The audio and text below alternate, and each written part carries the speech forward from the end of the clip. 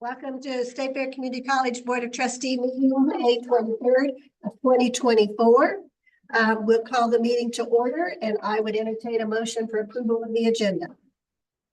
Before you do that, I'm recommending that you delete 16 as presented and substitute the handout in 16 that was at your chair.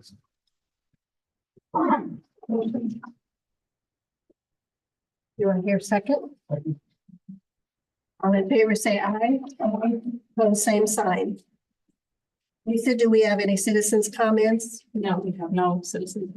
Thank you. All right, so time for introduction of new employees. Good to see the room full again.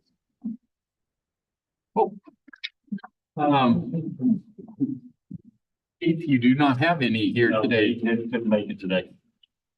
Dean Whitehead. Allow me to introduce Miranda Miller. Miranda is a recent State Fair Community College grad. She got her AA here with an emphasis in psychology. Many of you may recognize her if you've taken a tour of campus. She was an ambassador. If you follow social media, she was a social media ambassador. And for any of you who were seated on the stage last Friday, she gave the invocation. Right, so you all had a chance to meet Miranda. She just finished, or she's finishing up rather, a certificate in Christian counseling. Born and raised in Southern Illinois, right? Let all the jokes go, right? She's from Jonesboro, Illinois, just outside of Carbondale. And she's serving for us in the admissions office as an admissions and outreach advisor. How does somebody from Southern Illinois get to West Central Missouri? My aunt Renee Anthony, she works in the business department here. She recruited me. Outstanding. Well, glad to have you, Miranda. Welcome, Miranda. Dean Leonard. Good evening, I think it is. I've lost track of time. I have two with me today. First is Mary Kaiser. She's my new executive administrative assistant for the Tech Ed and Workforce Innovation Division. She is a Warsaw High School graduate and she has a degree in business administration. Has earned a degree in business office administration and a bachelor's in education. Previously, she was with Smithson School District, where she was a bookkeeper, HR manager, substitute teacher, report secretary, and probably a lot of other stuff. 17 years of business office experience, which she's bringing to us, which is awesome, because I need that help. She's very honored to be part of our team. I'm very happy to have her on my team. When she's not working, she likes to garden, candle make, which I have some already. And let's see, spending time with her family. She is married to Brian of 32 years, two children, Devin and Avery, and they have a 3-year-old granddaughter. Next is, where did you go? There she is, way down there. Marilyn Howard. She is part of our adult education and literacy department. She is our new lead instructor, and she is focusing on the English secondary language learners that we have, which we have a huge list of those folks. She graduated from high school in Stover, and she has a Bachelor of Science in Business from William Woods University. Previously, before coming to us, she was spent 10 years as the administrative assistant at Cole Camp High School, where she was also a treasurer for the local Community Teachers Association and chair of their social morale committee. Outside of work, I know she has lots of chickens today.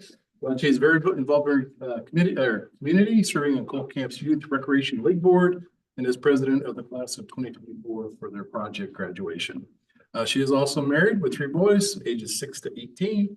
And again, they have that family farm, loves being outdoors like everybody here, I hope. And we've always found she's found fulfillment in education, and she throws this as well. And I'm very, very glad that she's on my team as well. Okay. Any others then? That's it. That's it? Okay. All right, so now next is the approval of the minutes. Excuse me, for the April 25th, 2024 board meeting as published. I hear second. Second. All in favor, say aye. Aye. Same sign. All right, so now will be the warrant for April 2024. Keith? In packet, you'll see the distribution of funds expended in college during April 2024. During the month of April 2024, college dispersed $5,209,400, and that's shown there. Your your approval for this resolution. So moved. All in favor, say aye. Opposed, same sign. Motion passed. We have several institutional reports today. So the first, our college has been discussing having a leadership academy for some time. And it's been a priority of our leadership team. But finding the resources to get it done has been a challenge. Who's going to lead it? Everybody's wearing multiple hats. This fall, I was in a forum and there were staff members talking, and one very talented staff member said, I want to be a leader at the institution, but I just don't know the path forward. I don't know what to do. And I thought to myself, we've got to get this leadership academy going now. So came back to the ELT, the team rallied together and we got our first of this iteration Leadership Academy class. So it was a competitive process. The class is designed to train leaders, new visionary leaders to lead our institution into the future. And we opened up applications for that, and we admitted 1, 2, 3, 4, 5, 6, 7, 8. We admitted 8 students for that. They started meeting in October, met every month in October. All members of our leadership team helped lead sessions of the Leadership Academy, including a couple of board members, if I remember as well. We brought in community members to talk about leadership and the role of the community college in the community. They met with state leaders about community college leadership as well. So today I've asked them to come and to be recognized. We had a graduation ceremony a couple of Fridays ago, and they were honored and received a medallion. And in the graduation, you probably noticed that they had a medallion larger than the president's medallion. It wasn't as shiny. It was very nice. So I want them to introduce themselves and to say one thing that was kind of the light bulb moment for them. And they also had a project and as a way to put their leadership into action. And I didn't ask you to, do it, but I know you're prepared to give a elevator speech on what your project is. So who's first? Oh, Beverly Marquez is not here. She was a member of the class. Unfortunately, her mother passed away this weekend. And so we're keeping Beverly in our thoughts and prayers. All right, who's next? Step up to the podium, or are you going to stay back there? You have a plan. Step out. This class, you never can trust. They have a plan here. We don't. My name's Michelle Hockett. I am a liaison for the Career and Technical Education programs, and my aha moment was not easily defined in this program. That was a tough ask, by the way, because we learned a lot of great things. It was an awesome experience. I think you'll hear that echoed. But the quote that one of our ELT members said that stuck with me is that leadership is a process, not a thing. And so that has just ruminated around in my brain over and over since I heard it. And I find myself thinking that when I'm actually doing things. So I think that was probably one of the most impactful things that I heard. My name is Chris Kendall. I am the program coordinator here at State Fair Community College. And so I was super honored. This is my 5th year here. So I was very honored to be a part of this inaugural program here at State Fair. My aha moment, I think, was there's a couple things. Since I taught public school before coming here and then coming here, a lot of it was, Chris, you're doing things right. Like you are on the right path. Listening to other people talk and listening to how they became a leader and which was very interesting because everybody's path was completely different. Some Some of them even said, they never expected to be where they were at that moment. But it's one of those that leading a choir, just being a teacher in a classroom, some of the things we went over, it was just a moment is almost reaffirming and like refreshing to say, you're in the right field. You're doing what you should be doing. So thank you for doing that for me. The order, that was my mistake. So I'm Michelle Rupert. I'm the head softball coach here. This is my 6th year here. My aha moment through the program was as well, like they said, listening to the people that we have in leadership roles here and in the community as well.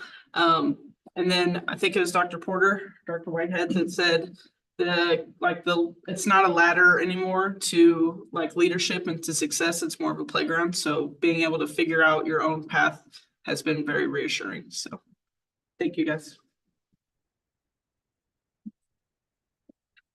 Hi, my name is Emily Westermeyer. I'm the Assistant Director of the Learning Force. I will also have been here 6 years soon. I also did not have one single aha moment, but I knew being a leader in a community college was complex, but like, wow. Just the complexity of talking with legal about all the different regulations and laws that we're navigating on top of the funding structure we're navigating, on top of the very interesting enrollment issues and just change that we're navigating. So all of those at one time is just a very tricky puzzle. And so that was very eye-opening and interesting to me. So thank you for the opportunity. Good evening. I'm Becky Thornberry. I am the clinical coordinator for the Occupational Therapy Assistant Program here at the college. I have just finished up or getting ready to finish up my 4th year. And my aha moment, there were so many, like everybody said, but Scott's message when he came in and talked to us about followership, that was the right message at the right time for me. But I really enjoyed this process and I really appreciate it. Thanks so much. Hello, I'm Kara Barth-Fagan, and I'm the division chair for the Division 2, which is the Fine and Performing Arts, Humanities, Sciences, Education, Early Childhood, Criminal Justice, and Fire Science. I think I said it all. And soon to be Associate Dean. I loved taking the Clifton Strengths Inventory. I hadn't done that before. I had done free ones before online and kind of thought I knew what I was. And my highest one, which I could have probably guessed anyway, was a woo and empathy. So woo is winning others over. I do like to make friends and I can talk to the wall. So I thought that was pretty, I can make a conversation with anyone. And very empathetic. And that's also a strength that I have in the way that I lead others. And so thank you for the opportunity to be a part of the inaugural Leadership Academy. And also we have online Maddie Stefan, and Maddie, if you want to. There you go. Hi, Maddie. I thought maybe you'd forget about me. Just kidding. Just kidding. Never. Hi, everyone. My name's Maddie Stefan. I'm the director of the ultrasound program. And I guess we're calling it aha moments, not key takeaways. But when Michael Leonard said the path to leadership is not linear, that stuck out to me. So that was my aha light bulb moment. I thought that really kind of summed up everybody's stories of their path to where they are now. All right. Thank you, Maddie. And so do you want to talk about your project real quick? Okay. So we'll give we may have planned that. We'll give none of those is ours. I'll give the 30,000-foot view. We did a project in which we wanted to focus on employee recognition, simple employee recognition at State Fair Community College. And then if Becky can talk about why, I can very briefly talk about how it works. And then Rochelle can talk about how it's going to look as we hand it off. So when we looked at our why, we wanted this to be a project that was meaningful, impactful, but also successful. Dr. Bates, in several of our meetings, including the Making the Sausage that week, talked about a lot of great ideas that were kind of stuck in a closet somewhere. We didn't want that to happen to this. So we talked with our key leaders when they were sharing the surveys and, you know, making sure that what we were looking at really aligns with the FAST goals. So that's kind of what we wanted to do. We also didn't want to recreate the wheel. So we looked at institutions that were using engagement programs that were really successful.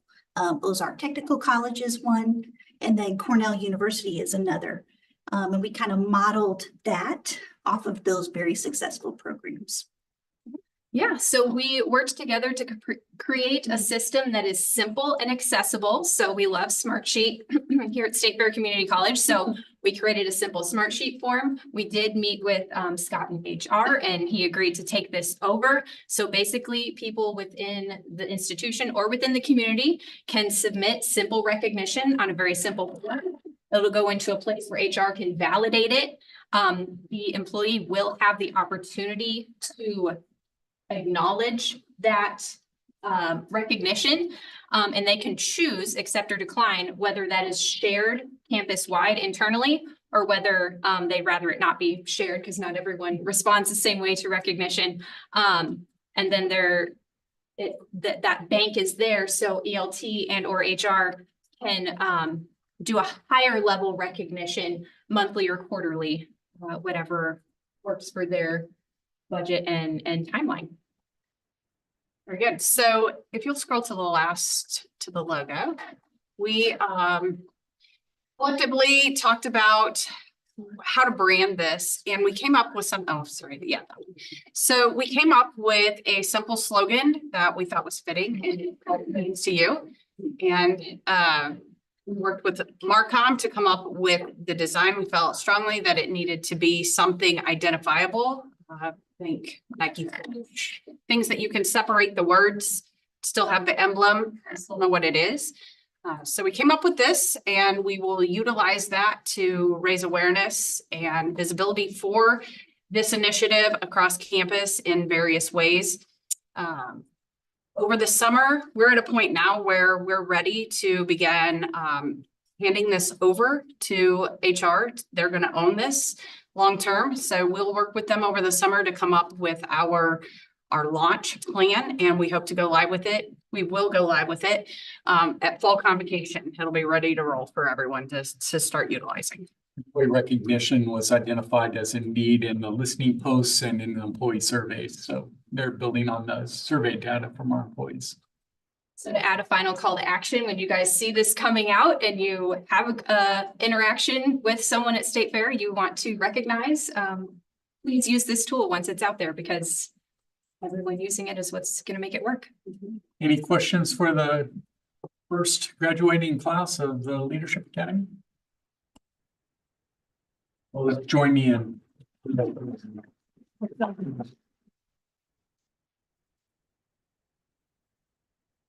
All right, thank you. Our next presentation is on our TRIO Students Achieving Success Program, and this is a grant program you'll hear about today. But one of the interesting parts is that grant is up for renewal, so we'll be applying to extend that grant. It's a very impactful program. Our director is Curtis Grace. Okay. We'll send to Allison later. By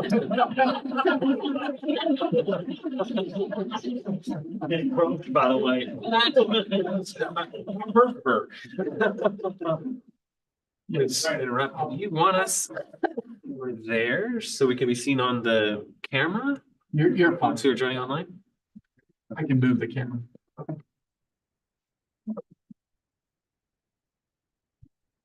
Go ahead. Oh, you're using them. Share. While you're talking. Oh, okay. Well, go ahead. Now I'd like Just stay there. to end it from here. You're fine. Here. You're good? Okay.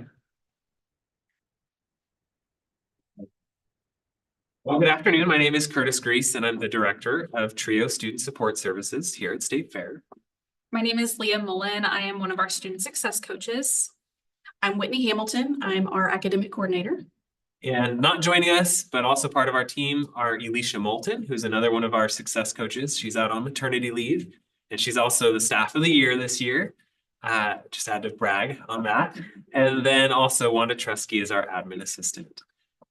Before we get started, I wanted to ask how many of you know of Trio already, just to be sure, just sort of see what the audience is a little bit. Okay, so as you already know then, we're here to support our students who are from a low income or first generation or having a documented disability to achieve success in publishing their certificates or degrees and then transferring to a four-year institution.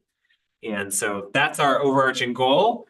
And we're going to go ahead and share with you what the need is here at State Fair, and then what we offer as far as services, and then what some of our results are.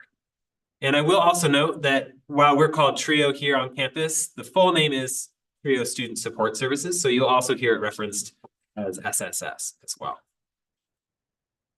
So we are a federally funded program by the Department of Education. And as Curtis mentioned, our students must be eligible and meet one of the following criteria. So be a first generation college student, which means neither of their parents obtained a bachelor's degree by the time they were 18, be low income or have a documented disability.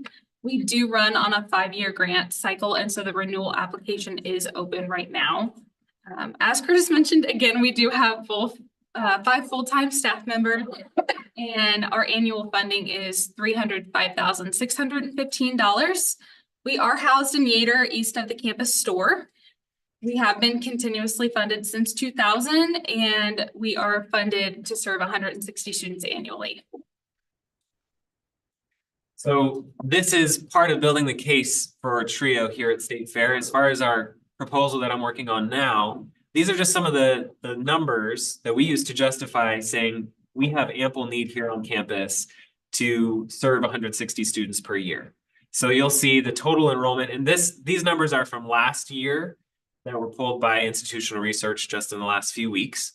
But we have over 3,800 students enrolled. 1,900 of them are first gen, 1,500 low income. And actually that's probably a low estimate, because that's based on gross income, whereas for us, our grants, we're actually supposed to look at their taxable income. So there's actually probably even more students that fit that criteria. Those that meet both low income and first generation is over 1,000. Our students with documented disabilities is over 120. And then we also have to have academic need to demonstrate that the students have some need for the program and our services as well. That's based on their ACT test scores. And then the total number eligible is well over 160. And so we have a great justification for the program here. As we all know, students who fall under these categories, first generation, low income disabilities, have multiple obstacles when they're pursuing their education. When we bring students into the program, we give them a survey called the CSI, and the list on the screen is a list of some of these obstacles that they face. And as you can see from the percentages are very high of our students who are facing these obstacles. These are going to be things like high educational stress and low academic confidence. Many of our students lack family support. They have a poor sense of financial security, poor study habits, and that's just scratching the surface. So obviously, in addition to first generation low income, there are obstacles, but we have the support services to help them with those obstacles. Here is a list of our services that we provide our students. So for academic support, we do offer degree planning for our students, as well as one-on-one tutoring and helping with career counseling. So we have a lot of students that don't know what they want to do. And so being able to provide that resource for them is great, as well as financial literacy. And we have the opportunity to take our students to give them experience with cultural enrichment and then campus visits as well. So we're measured on 4 objectives by the U.S. Department of Education. We have to fill out an annual performance report every single year. And the first of our 4 objectives is persistence, which is also sometimes referred to as retention. There may be some slight differences in what exactly that is, but for the sake of this, persistence is students that started in the fall of one year and persisted into the fall of the next year or graduated. And so on the left-hand side, you'll see TRIO persistence. On the right-hand side there, you'll see SFCC persistence. And so where you see SSS eligible students on the right-hand side, those are students that are SSS or TRIO eligible, but are not in TRIO. On the left-hand side, you'll see our objective, which was included in our last grant cycle, our last grant proposal. And so our last grant proposal said that annually, we will have 60% of our students persist into the next fall. Last year on our APR, we had 100% of our students persist. That's not how it is every year, but I'm happy to report good news when we've got it. We have met that criteria though, every year in this grant cycle, exceeded our objective. And then many times we exceed the objective or even what our non-eligible students who aren't first generation or low income on campus as well. Our second objective is good academic standing. And so we are supposed to have 80% or more of our students having good academic standing. I want to note that when the last grant proposal was written, the standard for good academic standing was a 2.0 GPA. And the current definition of that on campus is kind of a graduated GPA, where the fewer credits you have, the lower GPA you can have to be in good academic standing. So the good news is that raises the number of students that are in good academic standing. But it's not exactly an apples to apples comparison of what our objective was measuring versus what it is now. But as you can see, we had 98% in good academic standing last year. Our third objective is actual attainment of a degree or a certificate. And you will see that our objective on our grant is 15%, and our actual is 65%, which is amazing. And this attainment is within 4 years of starting. So a student starts at State Fair within 4 years. Do they get that associate's degree or that certificate? And I want to point out that our actual attainment is exponentially bigger than everybody's. SSS eligible, but also non-eligible. These are the students who don't have the obstacles, right? And 8.4% are graduating or with an associate's or a certificate in 4 years. So TRIO works. Our last objective is for our students transferring from a 2-year to a 4-year institution. So our objective for the 2022-23 year was 10%, and we had 46% open transfer. And on this one, I want to note that the SFCC transfer information that you see there is actually those that are transferring at any time, whether they got a degree or not. So again, it's not apples to apples in this case.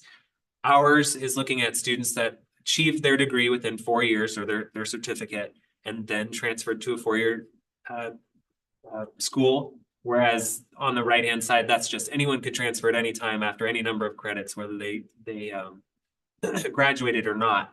And so I'm going to be working with Von Kripe and Institutional Research. We are already working on getting the numbers for those that have the degree attainment and then transfer, just so that we ensure that we have apples to apples there going forward. This is just some photos of our lovely students, wonderful students from the last year. And at this point, I just want to say any of you at any time is welcome to come by the TRIO office and visit with us. We have a lot of materials there, both in paper, but we're also online. We have Facebook and Instagram if you want to see some of the things that are going on. And then, of course, have our website if you want to refer anyone to our services. Any questions? If somebody wants to see if they are a fit for this, they just go to the website and go through that. They can go through the website. There's information about how to apply there. You do have to be enrolled at State Fair in order to get to the application. It's a pretty fast process. Pulls a lot. It's integrated with Banner and the systems here on campus, so they don't have to fill out quite as much. It's largely based on the three eligibility criteria of first generation income, eligibility, and documented disability. So for some of those, they can prove that with just a signature on first generation. My parents don't have a bachelor's degree.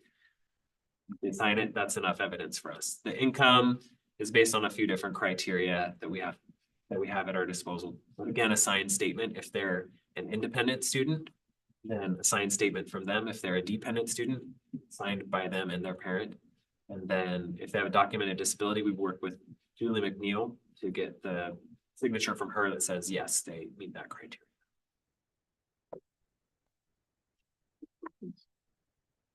This is a wonderful program, very impactful. We have a great team, starting with Mr. Reese. And I will point out that all of you will be invited to the next time we have a graduation celebration as well, so we hope you can make them. Yeah. All right, thank you very much. Thank you, thank you. You want to leave the mouse here or bring it back? Yes. So, it does help to show institutional support for them to make presentations like this to the Board of Trustees in the grant application. Thank you. Behavioral Health Support Program. Deanna Bartlett. No. I'm Dana, but I'm so used to it. I had to give you a hard time. Batting 0. Got my name right. Yeah, Tom.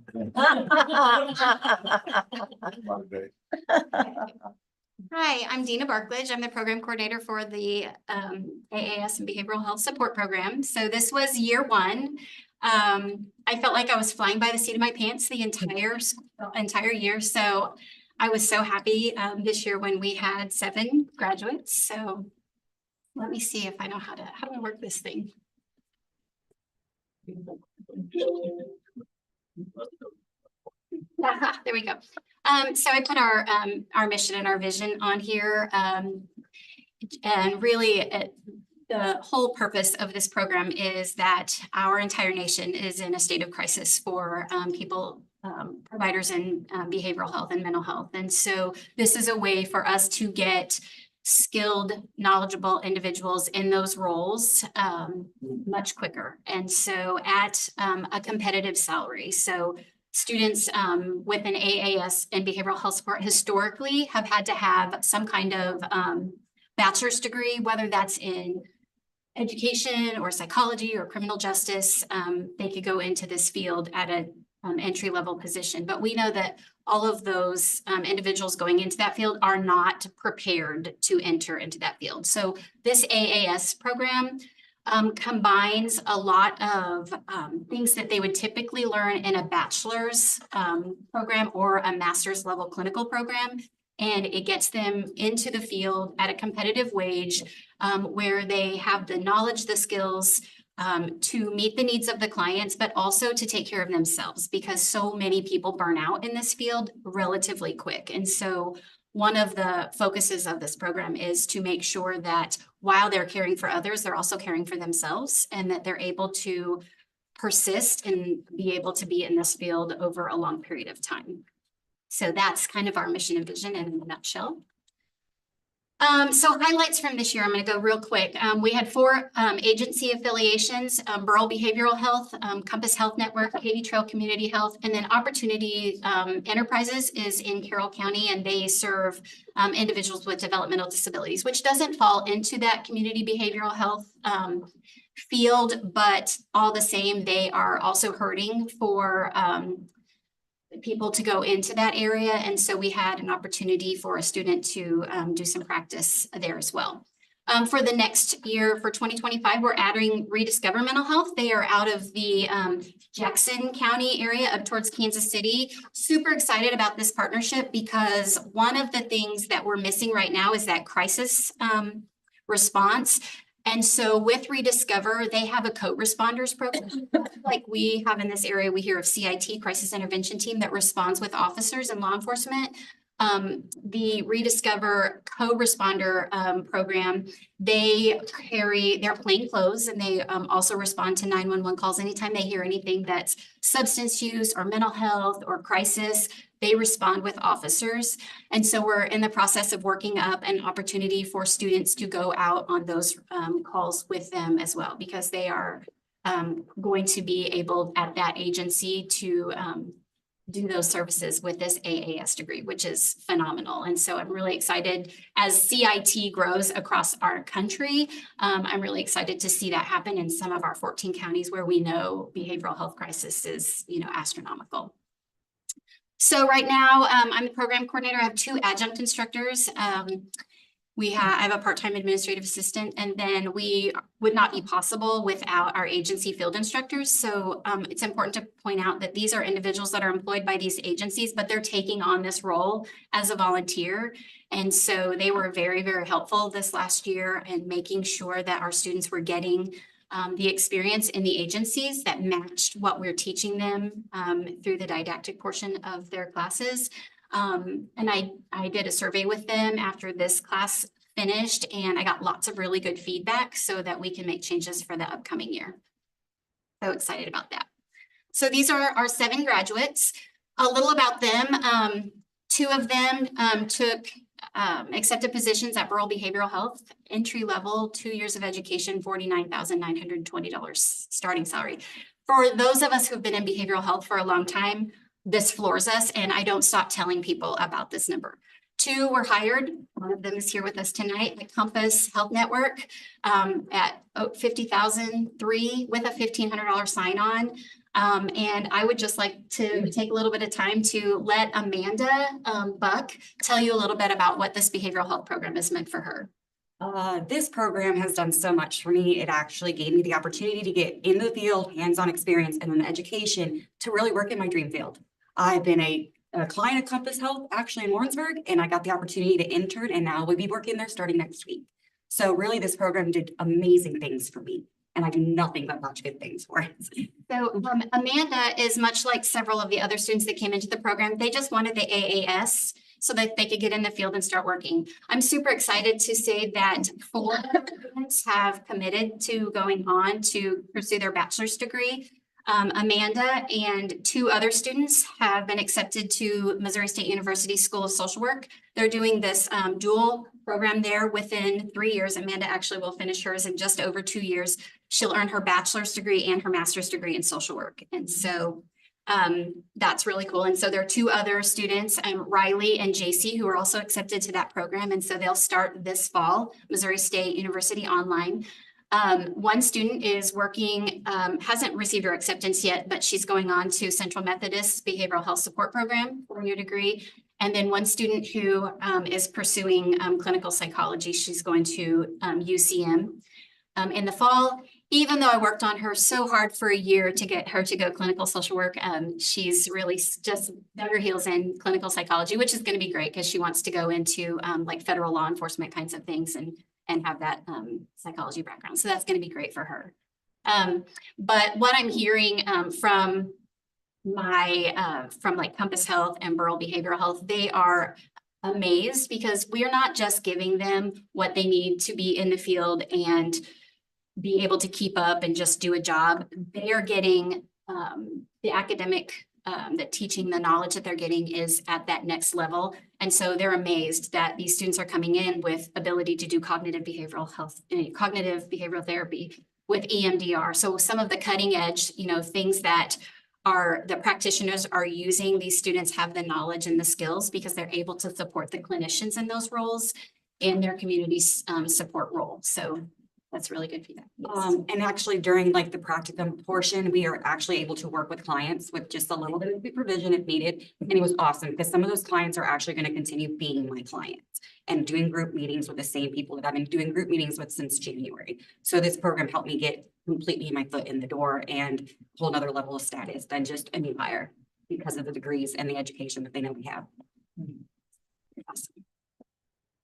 So looking ahead for 2025 and beyond, I've got 9 students that have applied and been accepted for the next cohort.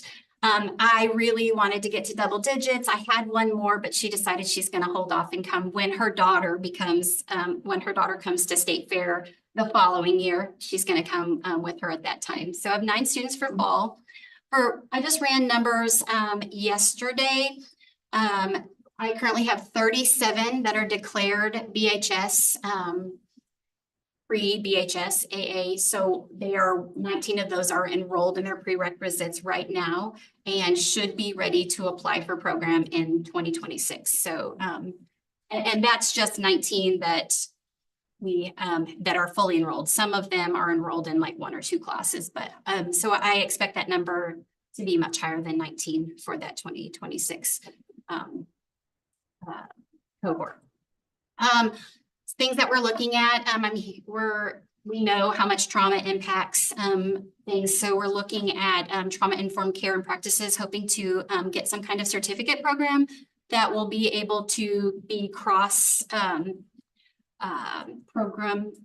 different programs, a trauma certificate that would, support those that are going into education, those that are going into, criminal justice fields, even nursing, and some of those others, because trauma impacts so many, and we're seeing, things like epigenetics and how trauma is sticking with people and lasting for generations, out of not significantly even experiencing it themselves, but because it has been experienced by parents and things like that, it changes the way people are able to encounter different things. So I think it's really important that State Fair be able to offer that. We are currently working with the Learning Force, super excited about taking trauma training to Golden Valley Memorial Hospital. They are kind of in the talks right now. And so my team will be providing that for them. We're excited to be able to do that.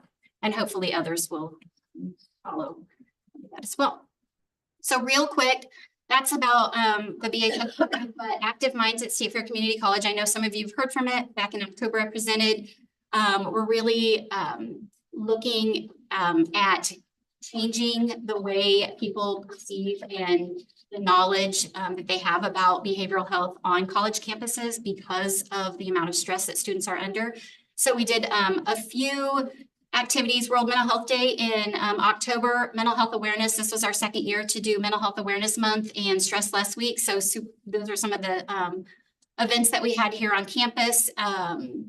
Tails on Campus was probably the biggest one. The students loved having all of the dogs. We did our Mile for Mental Health Awareness walks. Nikki Funk came and talked about the mental health benefits of yoga, and I thought that was very phenomenal. We had several students that showed up for that and even came from off campus to attend. And then the Turbo Kick the Stigma, we just had, to promote taking care of ourselves and active moving and, all of the things that does for us. We were able to do 2 co-curricular activities this year with behavioral health support. In December, we went to Glore Psychiatric Museum and then also participated in Project LEAD, which is Legislative Education and Advocacy Day at the Capitol in March. And so we crashed the social workers party that was up there at the Capitol, and they they were very welcoming to us because BHS students are able to join the National Association of Social Workers as affiliate members. And so we are going to be doing a lot more with them as well in the coming years. And then we are trying to be very active in the county coalitions, so that the Mental Health Task Force or the Health Task Force. So we started with Benton County this year. We're very active in Pettis and Johnson, but also one of our students came from Carroll County, and so she wanted to be very active in their mental health task force up there. So we did a lot of events in Carroll County, and we're able to impact that way as well. Bandana Project, many of you, I think you all got to hear about the Bandana Project. We trained over 350 individuals and provided them with resources for our community right here, a card that they can scan with their phones, and it brings up the map and shows where they can receive the mental health services right here around our campus, and would love to be able to extend that to our other campuses like the Ozarks, Boonville, and Clinton, and be able to have a resource card for them as well, so that all they have to do is click on it with their phone. It's an interactive map, and have those at their fingertips. We were thankful for our SGA funds that allowed us to do that, to do the banquet. We did a self-care basket raffle. We gave away 3 baskets because we had so much stuff given to us and the students provided things. So we raised about $600 to put back into raising awareness, pays for our graduate banquet, and also so that we could give to Defeat. This year was the agency that we chose to give money to because Defeat helps with medical money for medicines in our community. So we wanted to give back to them. There were some pictures of our events. The students got to go to conference back in September. And 2 of our students received the Roy Blunt Behavioral Health Scholarship. And so they got to meet Roy Blunt at that conference. And those were some other pictures. That's it. I try to keep it to 5 to 7.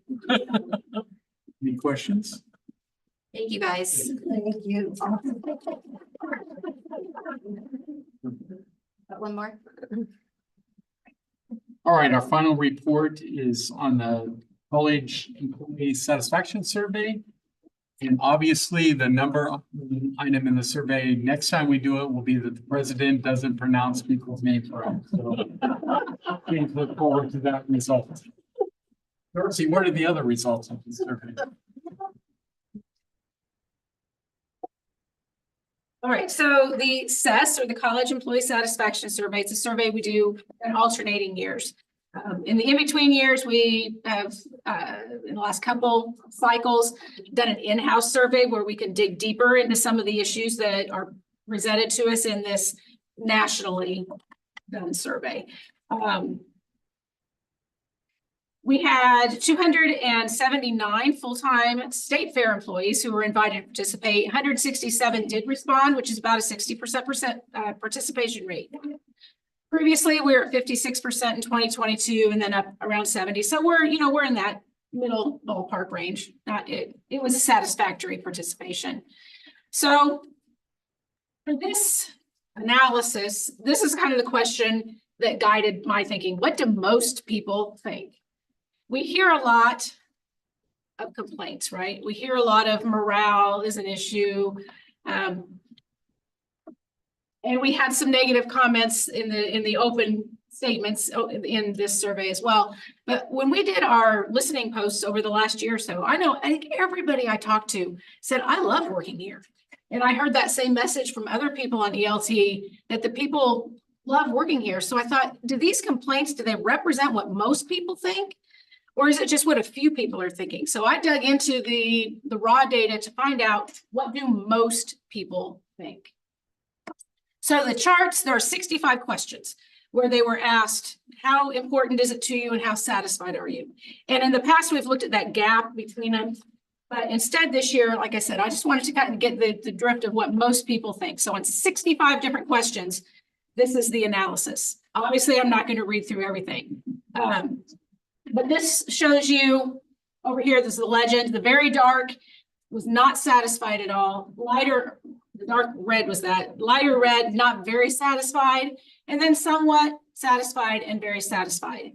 And it looks to me like most people are satisfied, are pretty satisfied with working here. So what is most? Is most half, more than half? Is most 2 out of 3? So I kind of just drew those lines there a little arbitrarily. This is about the 50% line. So we want lots and lots of blue. Yellow is okay. We don't want the red line coming anywhere near the halfway point, right? Or this would be a third of the people. So we had a couple of items on this first slide that more than 1 out of 3 individuals indicated that they were not satisfied. One is that the institution consistently follows clear processes for orienting and training new employees. That's one we've seen repeatedly. And there are effective lines of communication between departments. Everything else, at least 2/3 of the people who responded to the survey said, yeah, we're doing okay. So I also wanted to look at how is this, when we consider who didn't respond. We can't assume that they had great responses, but we also can't assume that they're bad responses. So of the people, if the overall full-time staff, full-time employees, I marked at the 20% mark. Again, it's just kind of arbitrary, just to give you a guideline. And again, two items exceeded more than 1 out of 5 employees reporting being dissatisfied. So the next couple of slides I'm going to show you are the same 2 charts, but with the rest of the questions. So on these questions, just one barely got past the 1 out of 3 people being dissatisfied. And that was, I am paid fairly for the work I do. And I do want to point out, because this will come up in just a second, this 20 and 40 mark here, because I kind of use those as guidance for what are some of the things we need to look at more closely, but I'll come back to that in a second. And then when we throw in all of the full-time employees, even paid fairly for the work I do, fewer than 1 out of 5 employees expressed any dissatisfaction in that area. Any questions or thoughts thus far?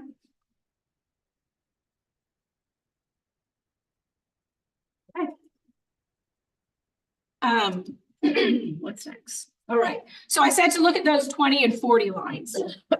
Even though it was great news and most people are satisfied, I think we can say that. We still want to look at where are the areas of concern. So I looked at those red lines, and anytime the dark red line got past that 20 people mark, or anytime any of the red line got past 40 people, I put them on this slide. There are 13 items. So and some of these are a little bit lower. 36 people overall expressed dissatisfaction, but it would have been more than 20 had that not satisfied at all. So only 13 items, and 4 of them have to do with communication. I thought that was interesting. If any of you know of any organization that has nailed communication and everybody's happy with it, we'd love to follow their model. So let us know. That's pretty common. So these are things that we'll look at more closely, what we might be able to do. All right, so this one, rate your overall satisfaction with your employment here so far. This is a key performance indicator that we've tracked for many, many years, many different cycles. And I can tell you, this is amazing. We had a total of 4% of people who said they were either not satisfied at all or not very satisfied with working at State Fair Community College. That's 6 people. Now, 2 staff, 2 faculty, 2 administrators, they self-identify their role here. So don't assume if it says administrator, it's someone who's on ELT. If that's not necessarily the case at all. We have people who are leaders in health science who might have chosen administrator as a role. I personally put staff because I know that that's how I'm officially categorized. So don't make the assumption that 2 people on ELT are dissatisfied. But only 6 people, 4%. Historically, 71% are satisfied or very satisfied. That's the dark blue or the light blue here. 71%. In 2022, only 52% of our employees were in these 2 categories. Prior to that, 65% and 62%. So we've seen some significant growth in the last little while. When I brought this to ELT, the question that followed was, well, what about the not satisfied? What does that look like historically? So I did another little chart. And this year we were at 6. In 2022, there were 28 people who reported being not satisfied at all with working here. And then prior to that, 16, 17 in that range. So why in 2022 did it go up? Why was it so high? It was a time of change. Anytime we're experiencing change in leadership, there's always going to be some angst involved with that. I also think personally, this is just my projection, I guess, but we were still at the tail end of COVID that time. And I remember a lot of people being angry about just about everything in the world. So I think it was a time of a lot of upheaval, both here and worldwide. But I think this shows we've had some pretty substantial recovery from that concern over the last couple of years. So we know that most people are satisfied in all 65 of those categories, and most people are satisfied with working here. How does this compare to other surveys? Are we improving? Because we want to know that we are improving, right? So I charted in the scatter chart, the 65 questions. The ones that are in blue are the ones we improved on. The green line down there at the bottom is no change, pardon me. And the single little red dot at the bottom is the one item that we did not improve on. And that went down 1/100th of a number from 1 to 5. It went from 3.15 to 3.14. That was, it's easy for me to get information at this institution. There is one little yellow dot right on the green line where we had no change. And that is my department or work unit has written up-to-date objectives. So there was no change at all on that one. On 63 of the 65 measures, we showed improvement. So I looked at my crystal ball and tried to think, well, what was the question that you would ask after this? I thought, well, you might want to know, what are these up here, right? I told you what these are down here. What are these up here? So I have a printout of all 65. You guys can pass those around as well. And this is ranked in order from the greatest increase to the least greatest increase. And I won't go through all 65, but I do want to highlight the top 10. And number one, the reputation of this institution continues to improve. I can't imagine a better number one than that our employees think that we're continuing to improve in the eyes of our community. Our reputation is improving. The leadership of this institution has a clear sense of purpose. The institution consistently follows clear processes for selecting new employees. Employee suggestions are used to improve our institution. Efforts to improve quality are paying off at this institution. The institution does a good job of meeting the needs of its staff, of involving employees in planning for the future. There are some personal wins on here, things that I take a lot of pride in. So I'm glad to see them make the top 10. The institution is well respected in the community. Employees receive special training on improving customer service. I think our Caring Campus probably was reflective in that. And I'm proud to work at this institution. I can't think of a better top 10. That's an amazing top 10 out of 63 improved. So that's my good news. It's fun to deliver good news. Okay. Well, thanks for summarizing a lot of data into an understandable. Appreciate that. Appreciate the comment. Thank you. Was there anything open-ended about what might further help improve satisfaction? I can't answer your question on that. I don't know. I don't recall what those open-ended questions are. I think they were kind of like, hey, is there anything about work culture? Is there anything about, well, the two categories are kind of odd. One is campus culture and policies, and the other category is work environment. I'm not sure what the difference is between culture and environment. And the questions all kind of seem very similar to me. But they, at the end of each of these sections, there was a, do you have any comments? So I don't know if it was specific about what can we do to improve necessarily. I wrote your line, peak of not happy versus the decrease down to being happy. That, in my opinion, I think the 2022 to where we're at now, 2024, I think that's direct reflection. I think the team that he's working together, Keith's busy doing what Keith does and whatnot. I mean, it's just, that's got to be a direct reflection of that. Agreed. And it exceeds pre-COVID and, pre-change. We were at 16, 17, it spiked, but then yes, this is definitely shows that we have recovered from that. And we're in good hands. Thank you.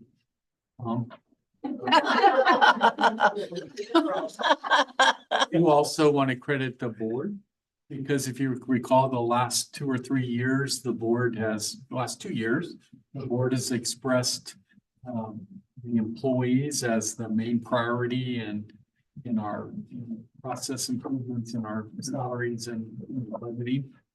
And so you've set the standard, and we have a great team that's working very hard to carry that out through the institute. You deserve a pat on the back as well. Disseminated to the everybody. It hasn't been as of yet, but we've talked about perhaps convocation would be a good time to Well, disseminate it, or have you shared the results with anybody? I did. I guess I did share it with Health Sciences. Yeah, yeah, they had invited me. Council. In College Council. Okay, so yeah, it's gone out a couple of different places. It's good news. We want to share it as far and wide as we can, but So it's presented to ELP and College Council and notes. Press, but the wanting a presentation to come. See and Yeah, sometimes just taking, a chart, people look at it, they don't, Yeah. we really can get some really in-depth look at it. I think you had this in your packet, probably, this with all of the many lines and probably when not, what is this? So I'm glad I had the opportunity to explain. I agree. Okay, excellent. Thank you. Thank you so much.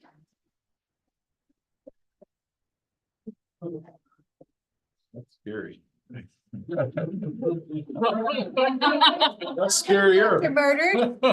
We were there, but we hadn't seen you, so. Yeah. How are you all? Good. All right, so we are ready for faculty workday. Dr. Murders, you're on. Well, good evening. Sorry I couldn't be there. And I'm not one of the 6. So this typically, well, I'll just go with policy 4320 states that the board will basically approve the start dates of our faculty in our fall and spring terms. And so typically we would have done that when we presented the academic calendar to you several sessions back. But if you recall, we made some significant changes to the academic calendar in the sense of structure, having the 4-week, 8-week, 12-week, 16-week structures, and changing some dates to be more effective for our students, and as well as to allow some course changes. So at that time, I really wasn't sure how to propose or could propose the faculty, what I call faculty work days. Because the 10-month faculty are under a 168-day contract. So after looking at our calendar and everything, it was pretty easy because only 168 days fit into the structure that's presented in front of you. So the differences with that, to be totally transparent, is we typically only have a couple days before fall, I believe, and 3 days before spring. I could be mixing those up, but basically what I'm doing here is adding 5 more prep days. That's the difference, but we have less academic teaching days. So that's why there's a difference, but the overall total days for the faculty are exactly the same for 10-month. It's 168 work days. So what I'm proposing is to come back on the 12th of August, and that's a Monday versus I think we typically come back on Thursday, and then on the 13th of January, which again is a Monday. The benefits for that should be, and I expect it to be, for us to do a lot of training with the new program review process that we've been working on, as well as some professional development and other aspects like that. So we've added some days. It wasn't popular with everyone, again, to be transparent, but it falls within the 168 days, which is mandated in the contract. So I had to account for those, or we accounted for those. And so that's where those come from.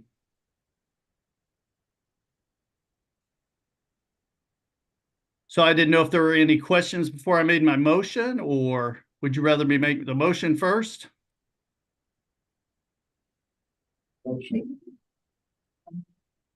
we're ready to hear the. All right, so it's recommended that the Board of Trustees approve the faculty start dates for the fall and spring terms for academic year 24 and 25. And again, that was August 12th, 2024 for the fall, and January 13th, 2025 for the spring. So moved. Wait a second. They're gonna be Richard. That'd be fun. Any other discussion or questions? All right, all in favor, say aye. No, same sign. Motion passes. Thank you. Thank you. All right, donations of surplus material. Keith? It's recommended the board of trustees approve the donation of State Fair Community College personal property that's been determined to be no longer needed by the college and is thus deemed surplus property. Items to be donated are 12 bunk beds previously used for student housing. We won't need them. Property we donated to the city of Pinellas County United Way. We entertain a motion. So moved. Second. Questions for Keith? This is just a clarification where preparing for the new residence hall, the bunk beds don't work. Won't be moved over, so we're gonna repurpose some and get rid of some, so that's kind of. All in favor, say aye. Same sign, motion passes. Residence hall building, pad remediation. You know, we had the soil, we had in the residence hall area, a little more than we thought. We had to do some digging, but it's all good. So recommend the board of trustees approve change order 05 in the amount of 22,098 from PC&E to remove an additional 14 inches of unsuitable soil. They actually added back some gravel as well under the building pad area of the residence hall. Residence hall construction plan. Entertain a motion. Second. Questions? All in favor, say aye. Both same sign, motion passes. Display update on the Thompson Conference Center. The next three items are connected. I'm gonna let, I'll maybe tell you, give you a little update on what we're doing, so you can understand what these are all about. Okay. The first one up is the Thompson displays. Currently in Thompson Conference Center, there are 2 projectors, 1 on each side and 2 screens. Those were put in 2000. I think the building was built in 2009. I'm the one that was in. That technology is old. It's pretty old. So to keep things updated and move things along, and the screens themselves have started to fail with those. So we are replacing them, thank you, Foundation, with LED panels, 150 inches. So to give you an idea of what that is, it is 40 inches wider than that right there on a diagonal.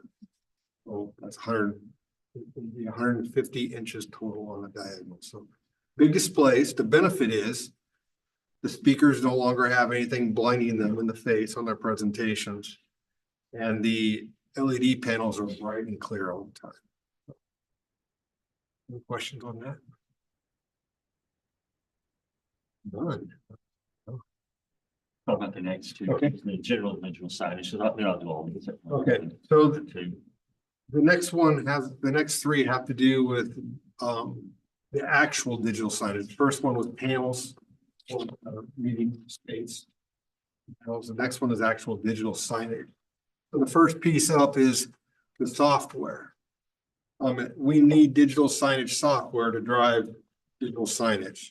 So so that system will actually attach all of the existing panels we have in classrooms, the ones you see here, as well as ones we're going to install from this point in the future to one single system with a similar or the same template set, so consistency in the messages. The other part of this, to be quite transparent, it attaches to a future, hopefully, emergency management system. So the everything can be overridden through the emergency notification. And all of that messages goes out everywhere on every panel. Well, Right below that is the ability for the college-wide communication. So if there's a consistent message that needs to be conveyed all the way across the system, it can be, or it will be at any given time. Then we can get into building-specific or campus-specific communications and program-specific communications, so all in a standard package. So that's the software, that's the system. I believe the next one is OWIC. That are suggested here, there's 4 of them. And the way this is being presented is the 4 will be presented in 2 modules in the hallway up high, back to back, two modes, so that the students can see the messages coming and going either direction. It's a long hallway. That's what that is. The next one is for the Sedalia campus and extended campuses. The committee, the project committee that brought all this together and has made these decisions. 10 doesn't seem like much, and it probably isn't for what will be suggested over the years to come. But 10 seemed a good place to start. So we know that there's some areas, some high traffic areas that have been asking for digital signage already. MPC, the Gator lobby, those high traffic areas where digital signage seems to be important. We wheel in some digital signs in there on occasion anyways. But those are areas that would get them. And then I'll let the other people decide where those panels go, because I'm not going to make those decisions. But the other part of it is we do have existing panels. So I know that like at Entryway in some of the extended campuses, and we have some smaller panels here on campus, we can actually integrate those existing panels with our system by a media player. So that's what the other 10 are. So I think that explains everything. Any questions? Everything you didn't want to know about digital signage. Huh? Everything to improve the communication that on the satisfaction survey. That's exactly right. To take it a step further, this was part of our strategic planning initiative as well. Well, the 4 items here, first, as I said, the software portion of this.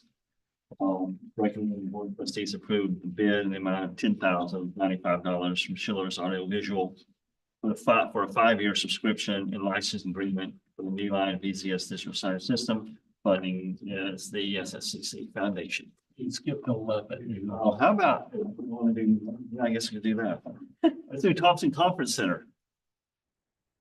Same thing. It's recommended the board of trustees accept the bid in the amount of $76,096 from Schiller's Audio Visual for the purchase and installation of 2 New Line DirectView 150-inch LED display panels for the Thompson Conference Center, and funding is the SFCC Foundation. Motion. Okay, we have a motion on the floor. Do I have a second? Any questions as we go back to that? All right, all in favor, say aye. Aye. Same sign. Great, now the next. Next one. I've heard this before, but recommend the board of trustees accept the bid in the amount of $10,095 from Schiller's Audio Visual for a 5-year subscription and licensing agreement. The New Line VCS digital signage system. Funding again is the SFCC Foundation. And your second? I'll second. Any question? Yeah. Just one quick question. So 30+ units means no matter how many we exceed 30, we are covered under this license. There's no other tier of football. Read the attachments. Okay. Good. No. Oh, good, thank you. I got it in there. All in favor, say aye. Aye. Same sign, motion passes. Now we'll go on to the campus-wide signage for the OWIC. Recommended the board of trustees accept the bid in the amount of $17,735 for Schiller's Audio Visual Studio for the purchase and installation of 4 85-inch digital signage panels in the OWIC building. Funding again is the SFCC Foundation. Moved. Second. Question? All in favor, say aye. Aye. Opposed, same sign. Motion passes. And lastly, in this theme, it's recommended, this is for campus-wide digital signage for Sedalia and the other extended campus sites. Recommended that the Board of Trustees accept the bid in the amount of $22,900 from Schiller's Audio and Visual Service of Sedalia for the purchase and installation of 10 75-inch digital signage panels that will be throughout the Sedalia and extended campus locations. Funding again is the SFCC Foundation. Motion, do I hear a second? Second. I'd like to see something, each of these were funded by our foundation. Mary Troiner, a leader at this institution. In her leadership role, she listens to college needs and then helps to find resources to meet those needs. And this is one example of many examples of her success in doing that. And soon the college will announce a major gift to help fund a portion of these initiatives. So I want to recognize Mary and her leadership as well as the support of the foundation. Thank you, Mary. Any other discussion? I guess I just have one, and echo what he said about the foundation. 10 doesn't seem like a whole lot when you had 5 extended campuses. That's right. What's the plan going forward? So the way we anticipated this working is that for any additional areas, they could put that in their program review for budget request. We have existing. And we do have some existing. The extended campuses, they all have, except for Jefferson City and maybe Eldon, the rest of them have multiple places. All those in favor say aye. Aye. Same sign, motion passes. Okay, agriculture program instructional equipment.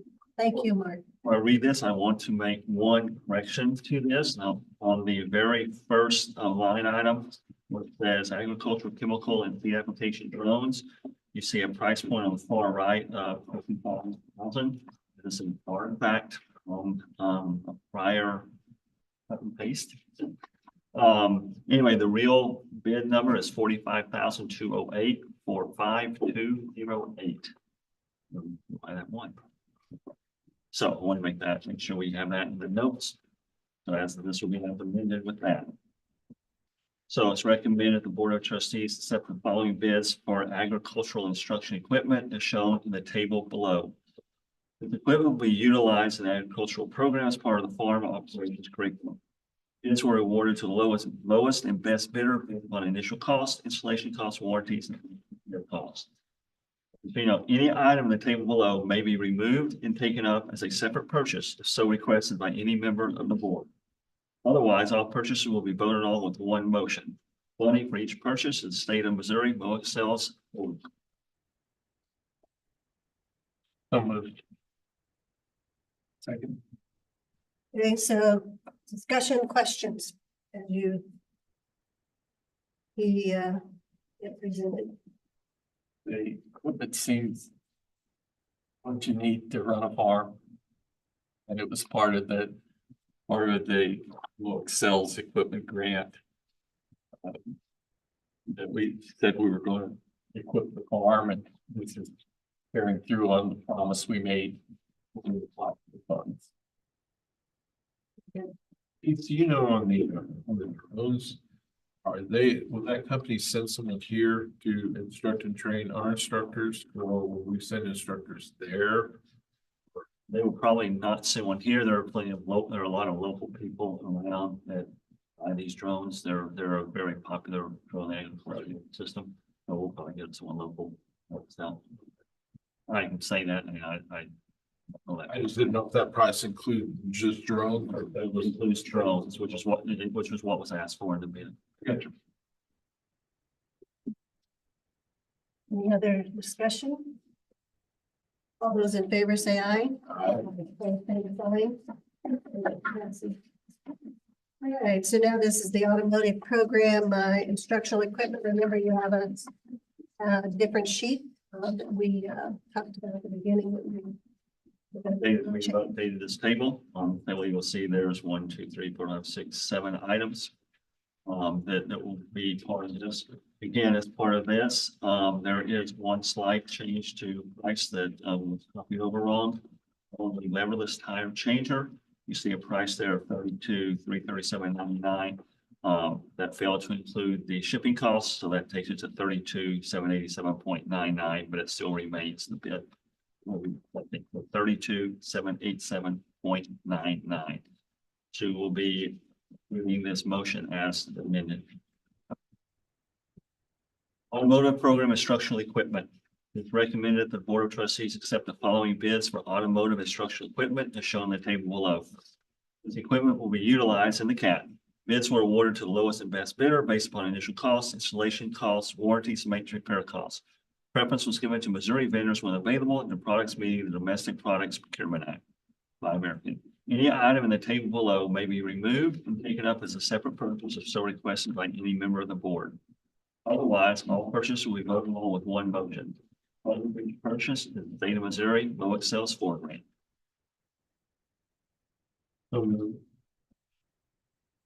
Second, Second. discussion. Keith, in the agenda, we had 3 different lifts recommended, and those are being removed at this time. And explain. The board, we as a college are not ready to recommend a vendor for them just yet. We want to do some more diligence on the items that we have, and we'll come back to in the future with our recommendation on those automotive lifts. Fund, there are still funds or lifts available in this grant, and that we won't run into any time. Okay, that's a great question. We had been in a hurry to get this done because the deadline for expenditures, we had to have it all done by the end of the fiscal year.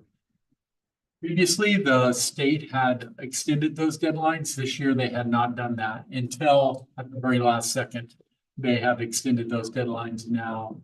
And that also gave us more time then to evaluate the bids and make sure we have a good recommendation to the board on that. So the impetus to get the funds spent has been removed, and we're going to slow down and not that we haven't done good work on the things that we're recommending, but we're going to make sure we have our I's crossed and our T's dotted.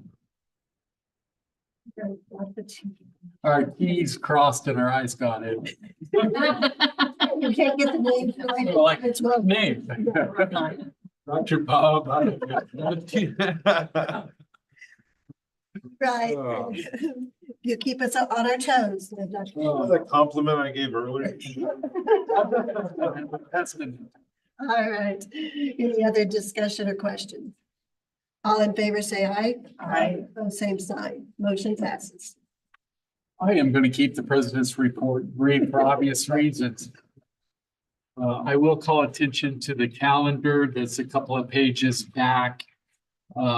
Note the employee recognition banquet, June 6th.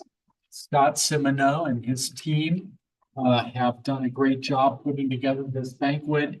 It starts at 5 with the social time, dinner at 6, and awards at 6:40.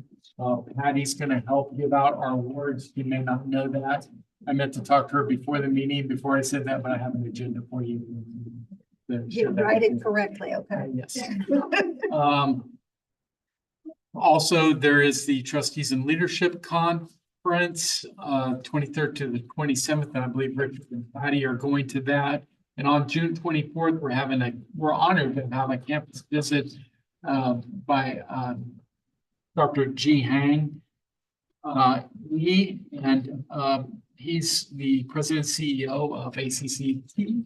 And so he is actually a speaker at the Trustees and Executive Leadership Conference.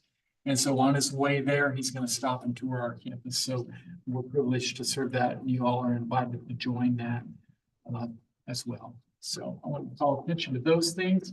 You have noted that, I hope you have noted that this board room looks different than it did a year ago. And we have completed the sort of low-cost renovation of the board room, putting up some graphics highlighting strategic plan and our mission and vision, and also adding some technology. These items have been repurposed in areas of the college, and so this room is heavily used, not only by the board, but by other groups, and the technology is very important. And this, I hope, will make us more effective, not only in the board, in other avenues. So thanks for Mark Haverly for his leadership and for the facilities crew, painting and installing the pictures and things like that. If you have other ideas for improvement, that's my report. Thank you very much, Dr. Bates. All right, Keith, financial report.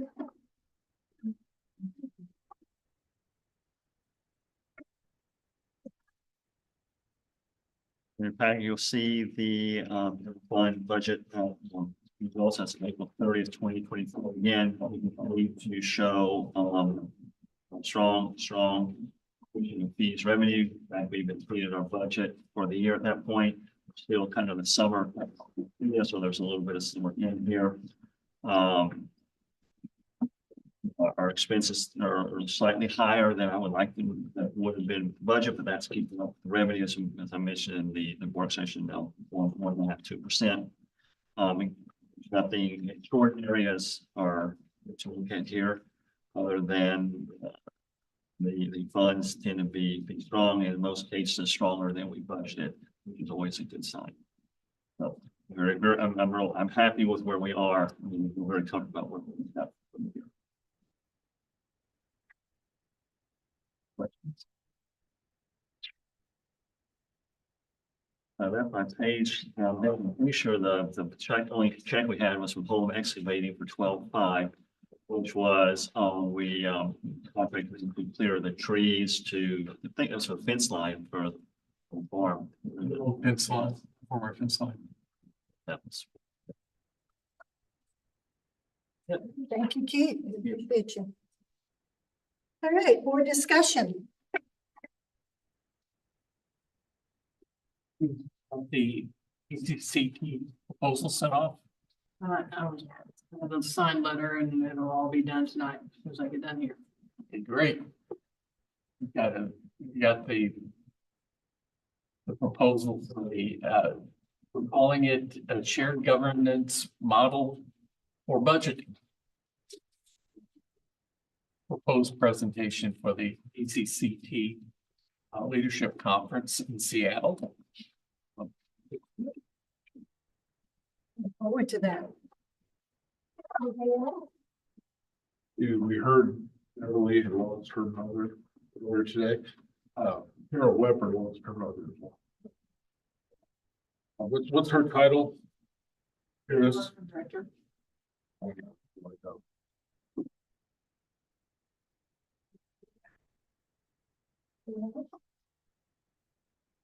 Don't forget the deadlines and the things that we need to be sure and let Lisa know, you know, whether we're attending so that she doesn't have to come looking for us. I'll just say graduation was very nice. Thanks to everybody, all the graduations that I couldn't make it to one because I was ill, but they were just very nice. And I know that's a ton of work on everybody's part. So thank you for that. Absolutely agree. Dr. Murder's still with us, or Yes, he is. we'll look at his face. Yeah, he did a great job. It was long, but that's good because we had that many students. Mhm. But, need more streamers at the end. The cap That's is the only thing I already, heard. That's the only complaint I heard. they want more streamers. That's amazing. I wish they could cover the entire, class and so on and so forth. There's a good picture in this today, Democrat streamers. They captured that. I don't know who got that picture, but it's cool. And then we know that the your leadership academy also made the newspaper. Tuesday. All right. Anything else? Next board meeting for general session will be held Thursday, June 27th, 2024 at 5:30 right here in the boardroom. There's a work session that'll let us know as we get close to that. And so it looks like, we do, have a request to go into closed session. After that, of course, we then will just, adjourn the general session meeting as well. Any further, discussion items. So I would entertain a motion to go into closed session for hiring, firing, disciplining, and promotion of personnel pursuant to RSMO section 610.0213 and lease, purchase, or sale of real estate pursuant to RSMO section 610.0212. So moved. Your second, Second. roll call, please. Amy Breshears? Yes. Tim Carr? Yes. Dustin Rhodes? Yes. Jeff Page? Richard Parker? Yes. Patty Wood? Yes. Thank you all for coming. We appreciate you. After 7, have a great evening. Okay, good. Thank you.